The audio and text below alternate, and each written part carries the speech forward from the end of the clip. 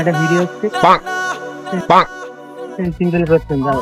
আচ্ছা ধরো তোমার বাবা ঠিক আছে বাজার থেকে একটা পাঙ্গাস মাছ কিনে নিয়ে এসছে, হ্যাঁ, এবার তুমি সেটা কেটে বেছে ক্লিন করে দিলে, এবার তোমার মা রান্না করলো, এবারে যদি তোমার বাবা খেতে বসে আইস পায় তাহলে দোষটা কার?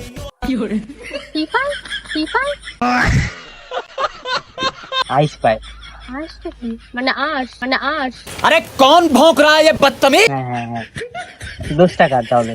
আমি কি জানি, আমি জানি না। তুমি কেটে বেছে ধুয়ে ক্লিন করে দিয়েছো, আর তোমার মা রান্না করেছে, আর তোমার মা রান্না করেছে,